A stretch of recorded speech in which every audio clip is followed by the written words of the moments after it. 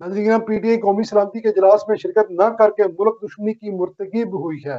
माजी में देखा गया कि आपस के लाख मामला के बावजूद जब भी मेरे सोने वतन पर कोई कड़ा वक्त आया, तमाम सियासी जमातें और स्टेक होल्डर सर जोड़कर बैठे और उसका हल निकाला। आज पाकिस्तान अपनी तरीके नाजुक तरीन मोड़ पर है, जहाँ दहशत गर्दी की अफरियत इसको निकलने के लिए बेताब है।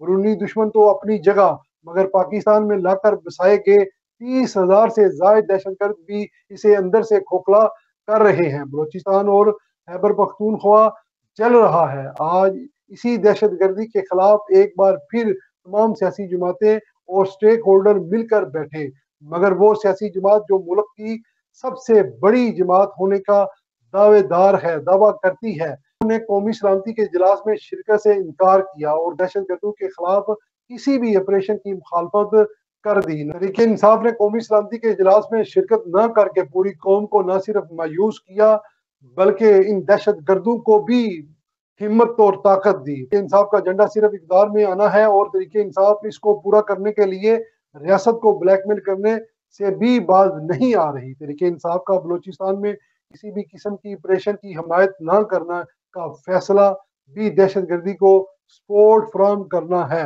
ये लेके आलमी तौर पर डिक्लेयर शुदा दहशत गर्द कसाब हैं।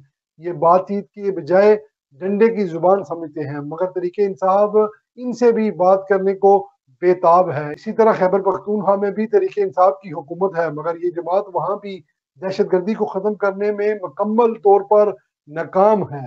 उल्टा फौज को खैबर पख्तूनख्वा से निकालने पर बाजिद दिखाई देती है कि अवाम को मुकम्मल तौर पर दहशत गर्दों के रहम करम पर छोड़ा हुआ है। अगर तरीके इंसाफ कौमी मफाद में भी बाकी सियासी जमातों के साथ सर जोड़कर नहीं बैठती, तो उससे ही जाहिर होता है कि तरीके इंसाफ सिर्फ सियासी मफाद को पूरा करने के लिए एजेंडे पर है, इसलिए इसको अवामी हकूक की कोई परवाह नहीं। क्या अब भी किसी को कोई और सबूत चाहिए कि तरीके इंसाफ दहशत गर्दों का पाकिस्तान में मौजूद एक्टिव सियासी विंग है, वक्त जरूरत हरकत में आता है और दहशत गर्दों को सियासी जमातों के जरिए किसी सख्त फैसले या उसके असरात से बचाता है।